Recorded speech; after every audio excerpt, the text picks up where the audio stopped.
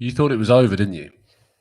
You thought we weren't going to talk about him anymore. You thought that the transfer window had squeezed the last that we could possibly get out of Houssem Aouar. But you were wrong. You were so wrong.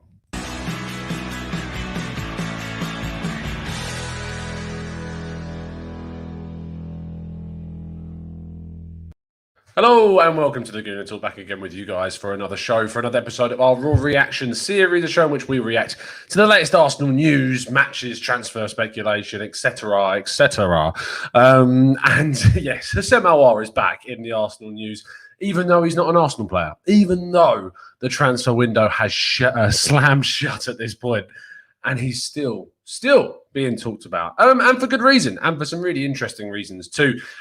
Today, French media outlet France Football highlighted in their story that they ran on the 22-year-old French midfielder from Lyon that he actually seemed closer to Juventus than he did Arsenal in the final few days of the window, it seemed. So as we were all frantically scrolling, refreshing, looking up Fabrizio Romano, looking up Get French Football News, looking at all these guys, in fact, what was going on was far from what was being reported, if we are to believe, of course, the reports in the French outlet that claim Juventus were very close to a €50 million deal, which would have seen Federico Bernardeschi going in the opposite direction to spend a season on loan in Lyon. Now, do we believe this? I mean, I think there's all the reason in the world to believe that this could be true. I'd love to let me know what you think in the chat box. Tell me, people, is it real? Do you think this story is credible? I mean, I wrote an article on it today when the news broke. I spoke to Jeremy Smith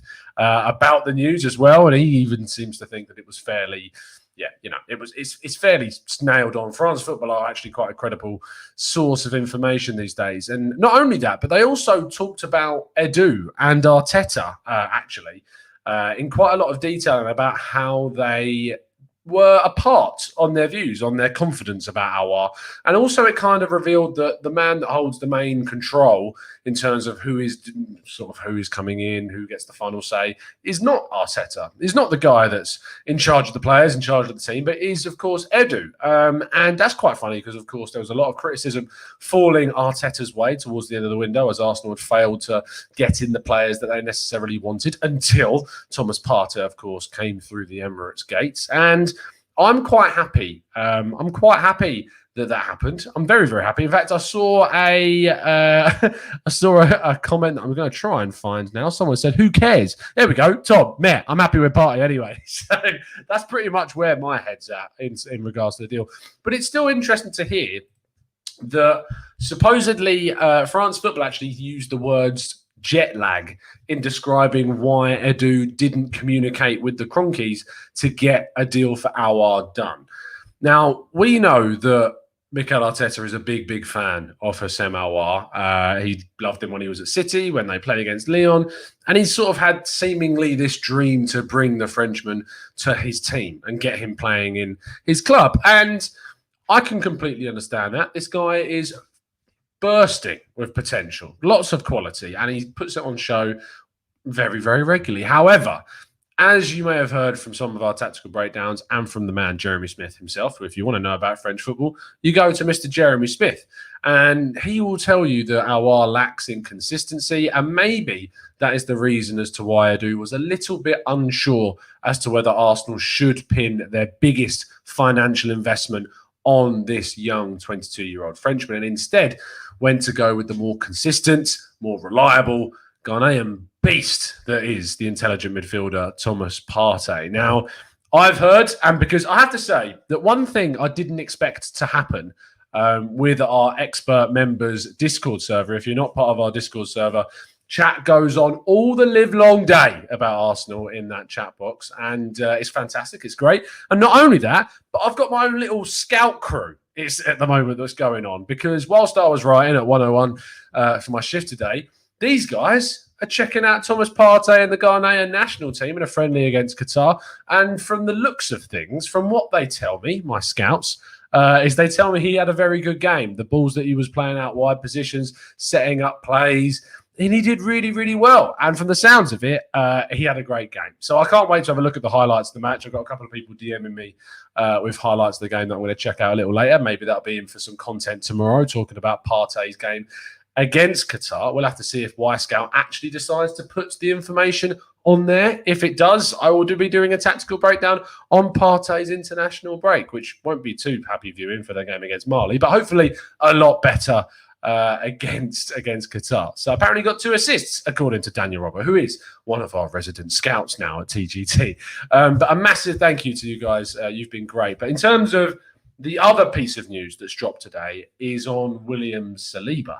Now, William Saliba, of course, joined Arsenal from Saint-Etienne for around £27 million before then going back on loan to Saint-Etienne. There was a bit of controversy surrounding the William Saliba situation towards the end of his time in the French club. He wanted to play, of course, the French Cup final against PSG, which Saint-Etienne went on to lose. Not to lose. The other French team went on to lose. And, of course, he wasn't able to play because Arsenal were unable to reach an agreement with ASSE in regards to getting a sort of an extension of the loan. They were not entitled to do it. The ball was fully in Arsenal's court in this decision. And Saint-Etienne could never sort of agree to Arsenal's terms. They wanted Arsenal to kind of pay extra for some reason. I'm not quite sure why they wanted Arsenal to do that when he was technically our player.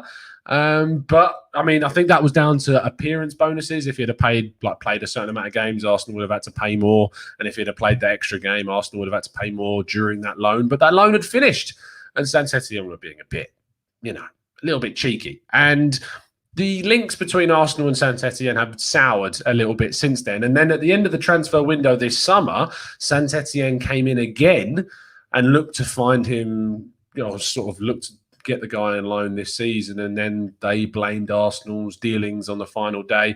I mean, can you really blame Arsenal right now? We were signing 4 players on transfer deadline day. We signed Thomas Partey, we signed Nikolai Moller, we signed Joel Idaho, and we've signed, hopefully, what seems to be looking like Omar Rekic, who will join in January from Hertha Berlin. So we were busy. And to be honest, if Saint-Etienne wanted Saliba, they should have come in earlier, in my opinion. Just my view. I might be wrong. They might have come in really early in the day. But, they didn't, and they didn't get the man. But that's ultimately left Saliba in a little bit of a limbo situation. Of course, there is the very sad news that his mother passed away as well. And our thoughts massively go out to Saliba's family in dealing with that. And maybe he would have wanted to return to France because of that situation. But with the domestic window for the Championship still open, the option was to see him also go on loan to the Championship. Saliba needs minutes this season. We know that. That's really key and really important to the way that he will develop into the rest of the season and how he will develop as an Arsenal player. And we need to get it right. And I think that Arteta has identified that 100% this season and knows that he's got to get the best from Saliba in the transition year that he wasn't able to get during his injury hit and COVID pre-ended season at Saint-Etienne. Now, what that does enable Arsenal to do is to obviously keep him on the books as an extra backup defender. He can play in the under-23s. And I know that our good friend Owen in our expert member show yesterday was talking about the possibility of playing in the under-23s. And I understand that there is it is competitive. Like there is some really good quality players playing in the under-23s for a lot of the big sides in England. But in my opinion, you can't really match the experience that you would get from going to a Championship club, which is one of the most competitive leagues in the world, the Championship. There's a lot of teams of very, very similar levels, and that's why you see so much yo-yoing between the Premier League and the Championship, and that's why you see so many ex-Premier League clubs in that division. So I think it's a really good competitive environment for Saliba to go and really sort of cut his teeth there. That doesn't seem to be happening now. According to The Athletic, the recent information is that Arsenal are expecting to include Saliba in our Premier League squad, which when you consider that he's been left out of the Europa League squad, to be in with a shot in the Premier League seems a little far-fetched. We'll have to wait and see on October 20th to see if that actually is the case. But I'm just not quite sure where or when he is going to play. Arsenal look to be switching to this back four, and if they do indeed switch to that back four, that's another centre-back slot unavailable, switching away from those sort of back three slots and going with either Gabriel or Luiz or Holding, who look to be the front three runners for that position. And I just don't quite see how Saliba fits into that. Daniel Roberts says Arsenal are resident. Daniel, you're going to get called TGT Scout very soon. But Daniel says Arsenal's under-23s are playing Crawley tomorrow in an EFL trophy game. Interesting to see if he plays in that game. I'd be very surprised if he didn't, but of course, I don't know the situation on a personal level with Saliba and where he's at right now. So we have to say that. I also, whilst unfortunately talking about some sad news, do want to give our very good friend Lee Judges a word on the show and wish him all the best and support as he goes through a very difficult time. If you would like to send Lee your condolences for his loss, I'm sure he would appreciate that. But yeah, massive thoughts go out to our good friend Lee Judges. And I hope you get feeling tip-top again, mate. I hope you can get through this difficult time. Anyway, moving on to sort of reacting to that Saliba news, I think that when we look at William Saliba, he has to play. It's not going to be in the Premier League. It's not going to be in the Premier League. It's going to be playing in the under-23s until at least January. And then you've got, of course, those FA Cup games as well. The FA Cup, of course, being exceptionally important for Arsenal, where I love winning the FA Cup. We love winning it last year. And sometimes you come up against opposition in the lower leagues that could be used to give Saliba that first-team experience. There's going to be a lot of games this season with the Europa League and the Cup competitions. We're still in the Carabao Cup. Of course, we play Manchester City in that game. And what we have to consider is that rotation will be key. And with Mustafi and Chambers still injured, and Marie, of course, still injured as well, and Socrates being left out of the Europa League squad too, we could get short in that centre-back front if we lose, say, a Luiz or a Gabriel or a Rob Holding, touch wood, that we don't do that. But it may be that Saliba could come into things. We'll just have to wait and see. But let's get your thoughts. Give me a loan or a keep. Would you have rather have seen Saliba go out on loan, get the experience, or would you have rather seen Arsenal kept the defender? Would you rather have seen him playing an Arsenal shirt? And when I say would you rather have seen him playing an Arsenal shirt, that's with the caveat of it being realistic to see him this season in an Arsenal shirt. So let's get your thoughts. Christopher Fung, who of course had an amazing debut yesterday on the TGT Expert Member Show. Thank you ever so much, Chris, for coming on yesterday. You were fantastic. He even got his cat out at some point. I'm not gonna say the joke that Owen went for. We're a family show, but he even got his cat on it as well.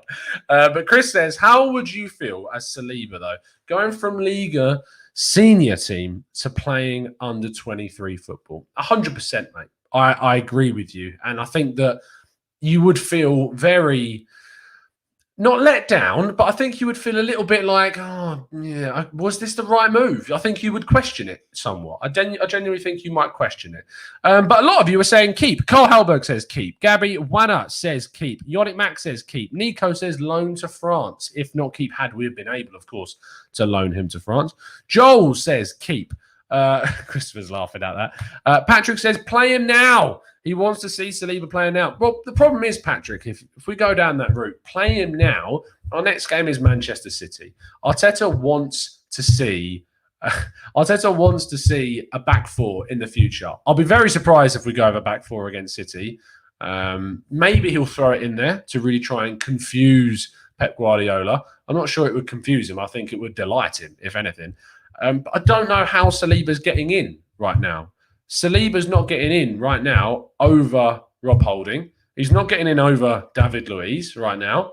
If you think he's better than those two, then you need to go and watch him. And you need to go and think a bit more like sort of realistically about someone coming from Liga as an 18-year-old in a Saint Etienne side that was very dependent on him and Wesley Fofana to be kind of the two key elements of that back line. I'm just not sure that you're going to see a Saliba come straight in. He may come in and do great, in which case, fantastic. But I just don't quite see that happening. Thank you, Owen, for the donation. He says, get Christopher Fung on Twitter. Only pay him because I believe in this movement. You owe me a $5, Tom. It's okay. So you give me the donation, Owen, and I've got to pay you back just so we can try and get Chris on Twitter. We don't want Chris on Twitter. Don't do that to him. Do not force Chris onto Twitter. Please don't do that. Do not wish that upon anyone. Tom says, Saliba can train with the first team and play with the under-23s, and then we can loan him in January unless he shines. Just a few months away. Anyway, Kaz says, personally, I think Arteta is prioritising Marie over Saliba. And I really hope that Marie, when he comes back, is given an opportunity, especially in the Euro. I don't know if he's been included in the Europa League squad. I actually need to get up Arsenal's Europa League squad just so I can chat. I mean, TGT Scouts in the chat box, if you could let me know if Marie was included in the Europa League squad, because of course he is injured. He is coming back fairly soon, but I don't know if they were actually included or not in the team. Raske says, he had a personal problems. His mum died and he really took it bad. And maybe there was an element. I saw someone tweet me earlier today saying that, is it the right idea to send him off to the championship in a very sensitive period for him? I don't know. I'm probably not qualified to make an opinion on that, to be honest. Aizen says they should have given him opportunity in the Europa League against the Farmers. That is such a disrespectful way of talking about these leagues, because I'm sorry, you need to go and watch some Austrian football, Aizen, because I'm telling you, the likes of Rapid Vienna, Lask, and of course Red Bull Salzburg, which if you didn't know, have a little player called Dominic Szoboszlai. The Austrian league is a lot better than what you were giving it credit for. Now, I'm not saying that Dundalk, for instance, are going to give Arsenal much of a game. We'll wait and see. And Mulder as well. I'm not too inclined with the Swedish league, if I'm being honest, but the Austrian league, put some respect on his name, mate. Christopher Fung says Socrates and Ozil are the only two that have been left out. Sam E says, is Marie any good? I've really not seen him play much. Now, I can give you a lot of information about Marie from playing in Brazil. We talked to Vinicius Furlan, of course, with Triton Football, and he's adamant that Marie is really one of the top sort of defenders playing in Brazil. It is a different quality, usually. It is a very, very different quality to what he's playing in the Premier League. But I thought he looked good. I thought he looked really good in that game. I thought he looked good in the game that he played in the Cup. I thought he was good in the game that he played in the league. And I couldn't fault his performance, 100%. He says here, don't diss Dundalk. I'm sorry, mate, but they're just Norwegian. Sorry, Patrick, it is, of course. Mulder is a Norwegian club. That's a complete slip of the tongue from me there. Sweden, I'm thinking of... who am I thinking of in Sweden then? It's not Mulder, it's someone else. You're going to have to catch me up on that. Colorado says, thoughts on our links with Patson Daka? Of course, Colorado. I'd love to see Patson Daka come in 100%. Malcolm says, we all wanted Saliba to come and start in the first team, but he's not an Arteta signing and he doesn't rate him. And now everyone's saying he's not ready. I mean, we all wanted to see him come in and start, Malcolm. I don't think we necessarily knew if he was good enough to start. He's not an Arteta signing, I know. Thank you, Carl. It's Malmo. Malmo is the team that I'm thinking of. It's not necessarily...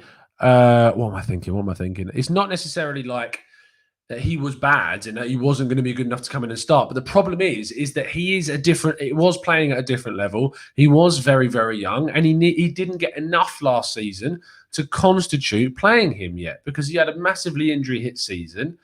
And he had his season sort of ended earlier than I think it was meant to be. So, because of obviously Ligue 1 being curtailed very, very soon in the division. So, it's a tough one. We will wait and see.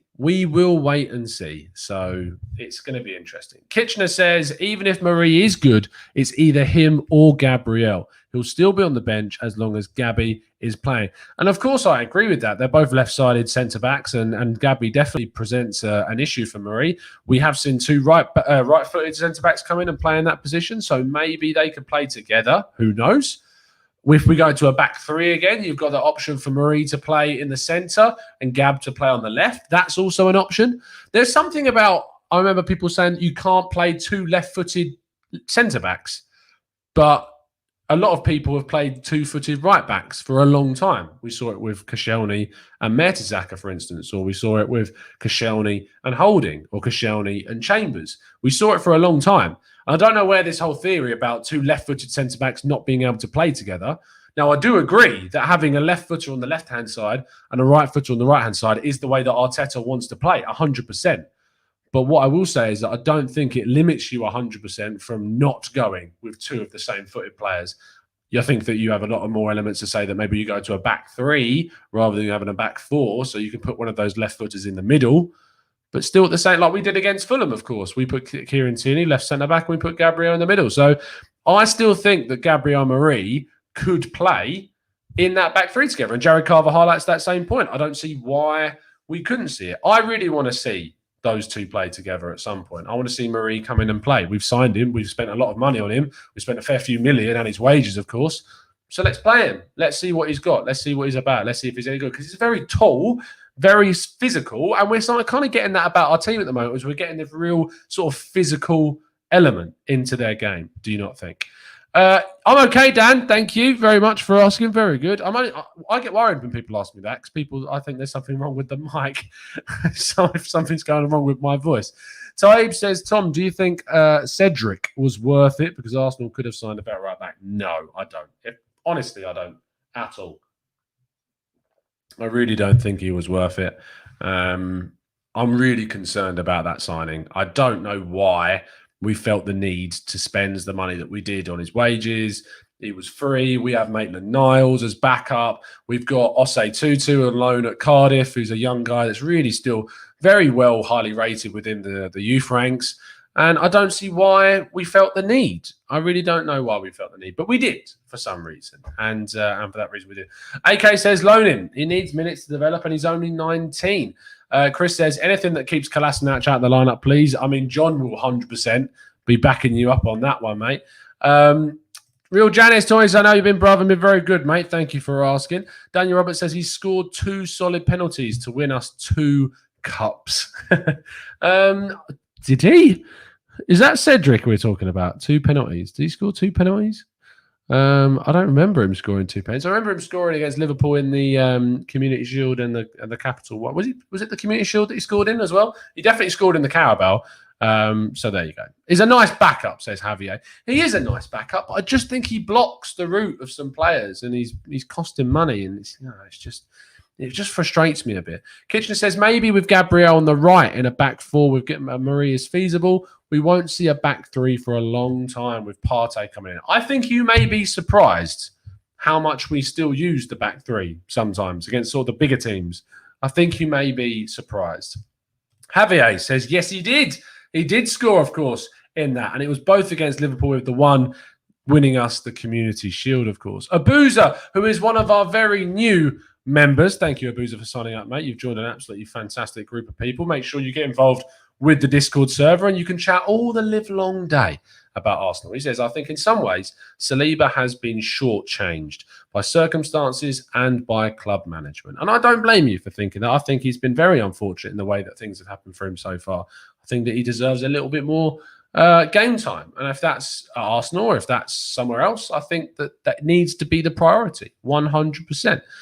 Cedric is good going forward, says Aizen, but in defence, he's an absolute mess. So there you go. Thank you guys for tuning in for our short update on the Arsenal news as we round up to the latest Arsenal matches, of course, against Manchester City at the weekend. I cannot wait to get club football back in my life. If anyone ever manages to go into sort of the sphere of writing and doing that, the international break, I'll tell you, is a challenge. It's a real challenge coming up with content. So I hope that you have been enjoying some of the articles that have been going out over on 101. I'm hopefully looking into getting some more exclusive stuff, like we had Nikolai Moller's former coach on and talking about that. I'm looking to obviously get a few more good guests on the show for you as well very, very soon. But it's been a pleasure, as it always is, to talk to you. I hope you drop a subscribe on the channel if you're new around here. Drop a like on the video to let me know that you've enjoyed it. Thank you, members, for being absolute legends, as always. TGT gang is getting bigger by the second. Thank you to our ambassadors, the real Janice, Alex, Gary, Brian, Cole, Owen, Aaron, Jared. 3 points, Rohit, Ed, Matt and Jimmy. Thank you to all of you and all of the expert members and all of our members in general. Thank you to our TGT members and our Plus members too for helping to support the channel and keep it going during these very, very tough times that we are finding ourselves in these days. So thank you so much, guys. I will see you again very, very soon. It's been a pleasure to speak to you as it always is. And as always, up the Arsenal.